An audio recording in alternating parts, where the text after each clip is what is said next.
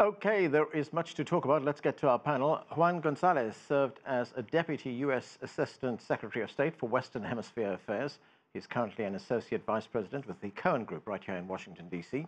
Emiliana Molina is a Washington political correspondent for the Colombian news channel NTN 24. Joining us from Bogota, Colombia is Bernardo Perez Salazar. He focuses on armed conflict and the peace process and is an associate researcher and professor at the Catholic University of Colombia. Also with us is James Jones, a social anthropologist. He previously served as a UN Rural Development Advisor in Colombia.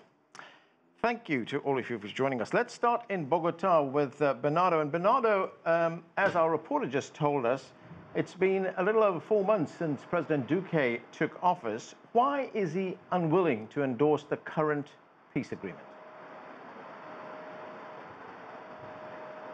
Good evening, Anna, and thank you once again for having me on The Heat. I think President Duque believes that this is not his main issue, that this is not his administration's nor his platform major agenda. He's trying to put some distance between himself and the agreement, and he will try to do the bare minimum to comply. I think that's his present stance. But Bernardo, we're talking about the security of Colombia here. Why would the president think that this is not a priority, not a big issue for him? Because he believes that the country has more important issues, and he believes that this is something which belongs more to the past administration, to President Juan Manuel Santos' administration. And so he wants to downplay it as much as he can. He doesn't want to give it any exposure on the media. He doesn't want to give it any exposure in discussions in Congress or concerning budget debates. And as I say, he's playing on the idea that he can get by and comply with the bare minimum in this process. And of course, that has the UN Security Council very concerned, and it also has FARC members and people who are backing the peace building process very nervous. Emiliana, can the president just get by, as Bernardo tells us, and do the barest minimum? Well, this is a very flawed implementation of the peace agreement as far as we are right now. But this doesn't come just from Duque's government. This is also coming from Santos' government. There's been very few positive advancements. Basically, more than 6,000 FARC members gave up more than 8,008 arms. But there's been reports saying that not all of the arms were given up, right? We have the lowest homicide rates in 2017, the most that we've seen in years, and hundreds of landmines have been removed. However, the negative impacts of the peace process are even worse. We still have lack of rural developments in areas that were impacted by the guerrillas. We also have lack of political participation in these areas, which is not helping the farmers advance or, for example, get credit to continue to move from coca cultivation to possible legal crops cultivation. Yeah.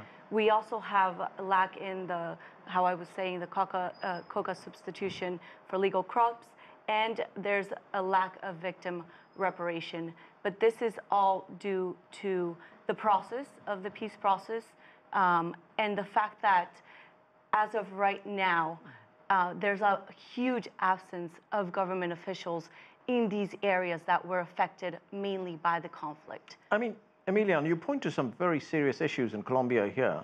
And if the government decides it's not going to do much about it, is that a dereliction of duty on the part of the government? Well, you have to remember, Duque comes from Álvaro Uribe's administration. Yeah. So he is very much against what Juan Manuel Santos has been doing as president, and we're very much against the peace process, just like most of the population in Colombia during the referendum. Yeah. We have to remember that the no for the peace process won. And even though the population voted against this peace process, Juan Manuel Santos and his administration went ahead and implemented it. So you, in a way, you can't blame Duque for something, not following up on something that Juan Manuel Santos' administration did when he's certainly going in favor of what the population voted for and in favor of what Álvaro Uribe wanted all along, which is still peace, but not this peace agreement in particular. All right, clearly very deep political divisions there. James, we heard in our report just now from our reporter that 80 demobilized FARC members have been murdered between November 2016 and August 2018. You have talked with FARC leaders. How great a danger do they face, and what are they saying with regards to the current, I guess, stalemate that exists right now? Well, it is a very substantial threat to those who have those FARC members who have demobilized, and it's unfortunate that this is taking place because it simply reduces the incentive for them to continue participating in the process. And I think also I would add that something like 40% of the FARC never really demobilized. Okay, so those factions are still in the countryside, in the forests and on the plains, and they're allying with criminal bands. So you have the makings of a very, very bad, very violent situation. And you know, one of the issues that Colombia has historically had is that the country has never, and I was 20 years ago, okay, and I did a little study there when I was with the UN of efforts at what in Colombia is called crop substitution, looking to substitute the economies in these areas. And the state was never able to coordinate the different agencies, Ministry of Health, Ministry of Agriculture, Ministry of Transport, or whatnot, coordinate all of these efforts to bring rural development, okay, to these isolated areas.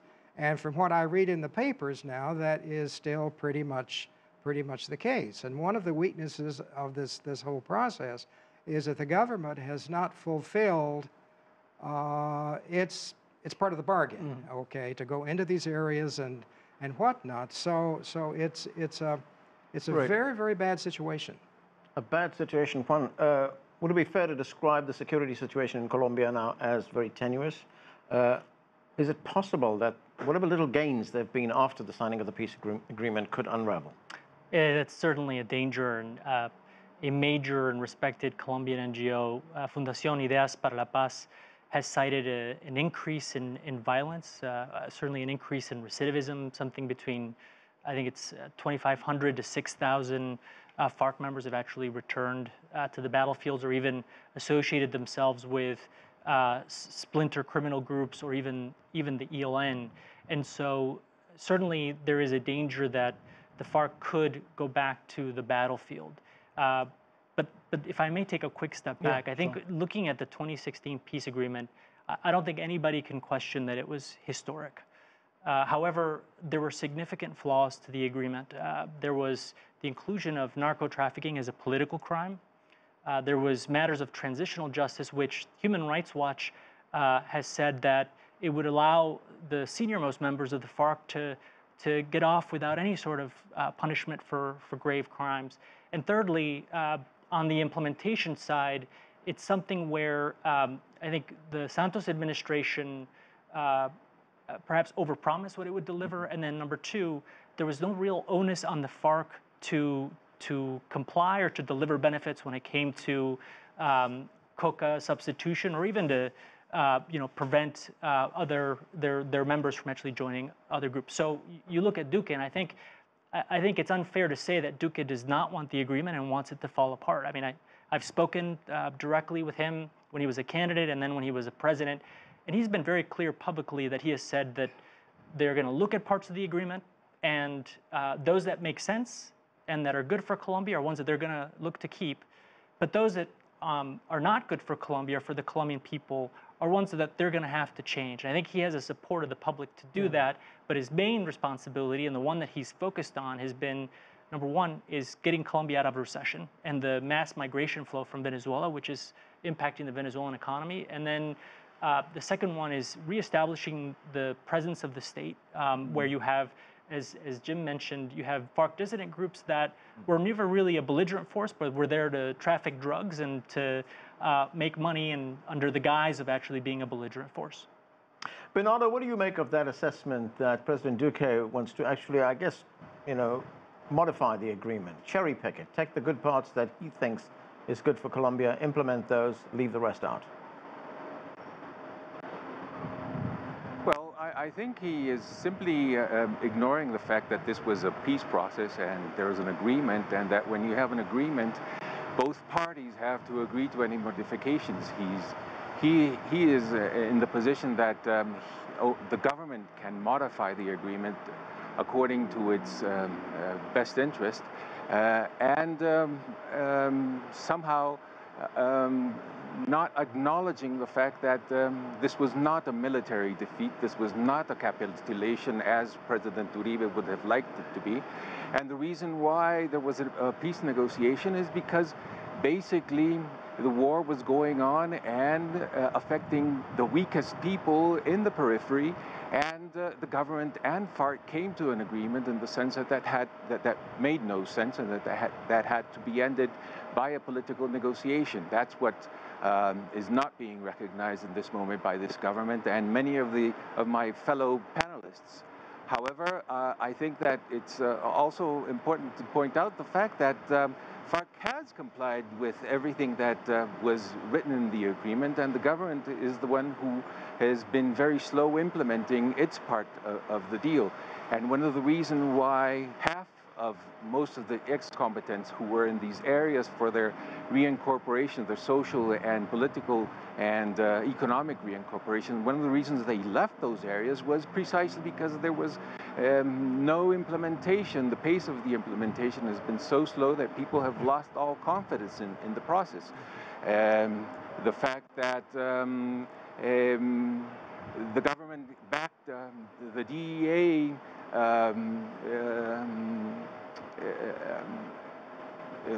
their sting operation with one of the negotiators of FARC in order to extradite him has also undermined confidence in the process. And the fact that recently the government's party tried to pass an article in a bill that would allow President Duque to imprison once again the ex-combatants who have demobilized has shattered confidence in the process. Okay, Emiliana, I want to ask you about another group that's operating in Colombia right now. That's a group known as the ELN, the National Liberation Army. They remain active. The government has opened talks with them, but said that those talks are going to stop right now. They won't continue until the ELN stops criminal activities, as the government puts it, and also releases hostages. What do we know about this group? Well, as your reporter was mentioning thus far, there's a ceasefire until January, right? Right.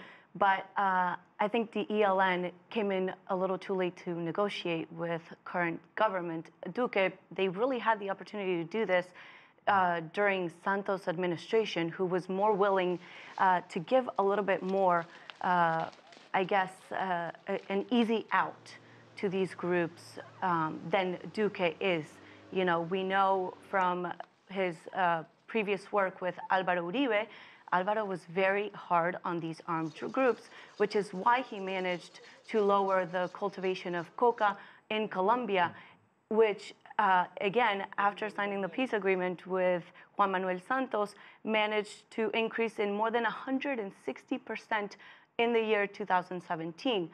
So the ELN, I believe, even though they're trying to make certain steps towards a good negotiation, they're not really going to get what they want under this administration. Go ahead, James. Yes, I would like to add something to Emiliana's comments. All right, the ELN, I'm sure, are watching very closely what's happening with the FARC, okay, and the implementation of this peace process. And the implementation of it on the part of the government is not something that's going to encourage the ELN. So I'm sure that that's kind of in the cards. One other thing that I wanted to say in response to something a few minutes ago, there is what's called transitional justice. And part of this whole peace plan was to pursue transitional justice. And transitional justice is not the kind of justice that one would find during ordinary times, either in Colombia or in the U.S. One has to swallow a lot of frogs. So that means that people who have committed a lot of violence, you can't just throw them in jail, okay? There has to be some give in this, and I think this is, and I think some of the people who are not supporting this peace process are reluctant to accept that. Right. Let me ask you this very quickly, James. I mean, as you pointed out earlier on, there are some members of the FARC who would go back to the, basically, could possibly restart the conflict. What kind of support does FARC have in rural Colombia? I mean, they never held any territory, did they? They never held any territory, and I think they don't have a lot of support. And I think that support over the years has waned. And you know, a lot of people. I mean, I did work in Putumayo, and which is one of the, at the time I was there, was one of the more violent areas. And talking with these peasant farmers, you know, the one day the FARC would come in and ask for food, water, whatever. Right. And so if they gave it to them, then the FARC would leave, and then the next day the paramilitaries would come in and would kill, okay, because these people had helped the FARC. Right. And so for the rural population, it's you know, they want out. Yeah. And so this is one reason that you have all of these migrants into Colombia cities. And it's a huge number of people who have migrated into the cities. And they're in the cities, but they're not of the cities. Very important distinction. Right. Juan, the United States has been supporting the Colombian government. It's been supporting the Colombian government's military, supplying weapons, training, air support for the war against FARC. What is the U.S. position on what is going on right now? Well, I mean, when I was on the National Security Council at the White House and they entered into the peace process, the approach we took is that we had stood with Colombia on the battlefield and we needed to stand with Colombia at the negotiating table and express our disagreements in private, not engage as a party to the talks. I think what the change has been under this administration is that they want to actually exert a lot more pressure on the Duque administration to take a much harder line. And I think that stems from the sense of alarm at the explosion of coca cultivation in the country, and frankly, the implications that has for security throughout Colombia. Right. I think that's a valid concern, but at the same time, nobody understands the dangers of coca cultivation and their impact on security better than the Colombian people who have suffered this on a personal level. There's another concern that's worth flagging that Bernardo mentioned is one of the negotiators, a secretariat member named Jesus Santrich, is one of, I imagine, several people in the FARC that have continued criminal activity, have continued to be involved in drug trafficking. And I think while the government of Iván Duque is going to... The U.S. has called for his extradition. That's exactly right. And the Colombian government should extradite him. Right. Because although FARC says they've shown no evidence that he did anything wrong. Well, they do have evidence. They may not be releasing it publicly, but the U.S. government would actually not put together an extradition request without something to back it up. And so when a FARC secretariat member continues to engage in criminal activity, they have renounced on the benefits under the agreement. Certainly, there are members of the FARC that believe that they need to demobilize and that they believe that the way to change Colombia is politically, right? And that's the right course. Others are continuing to profit and are narco-traffickers that don a guerrilla outfit and then say that they're actually doing what they're doing as part of a belligerent force. And that's really not the case. Right. Bernardo, very quickly, we've just got a few minutes left. There's another, of course, major complication which we've been talking about in this search for peace, and that is the involvement of these, I guess, dissident FARC members with Mexican drug cartels. There was a report put out by Human Rights Watch which said that the dissidents are opening up a new front in Colombia's war on drugs. What can you tell us about that? Well, that's the natural process for dissidents. They will always try and make money out of illegal economies that they control, that illegal armed groups controlled before. And so their natural allies will be those traffickers who control the international trade.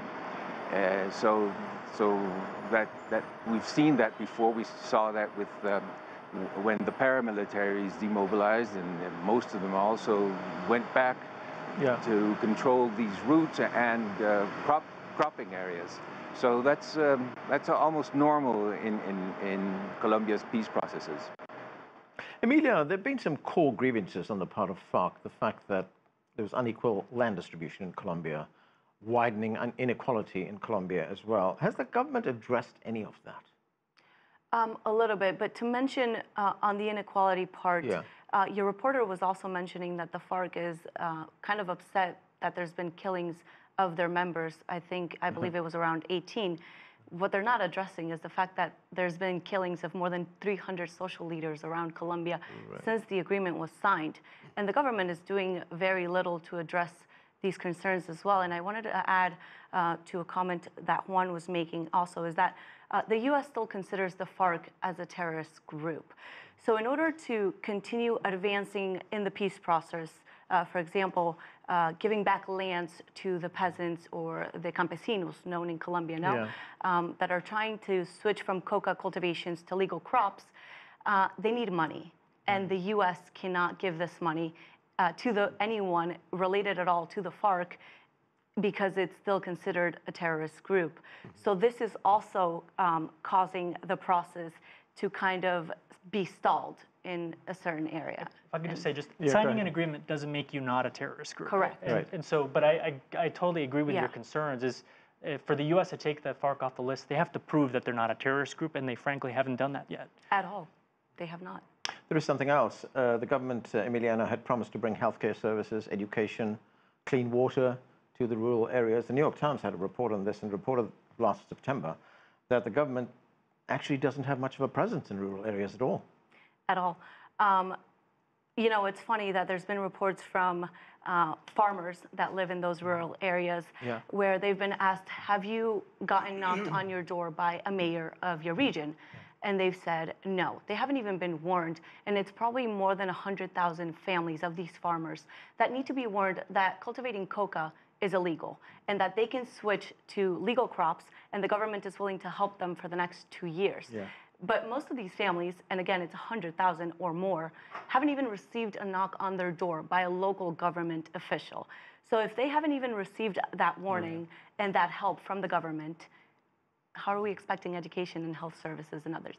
Very quickly, James, I've got literally 20 seconds. This is a very complex problem. But there are many areas in Colombia where these people are, these peasant farmers are settled, where there aren't that many agroecological options. They just can't do it. I mean, they're far from markets. The soils don't lend themselves to the production of just anything.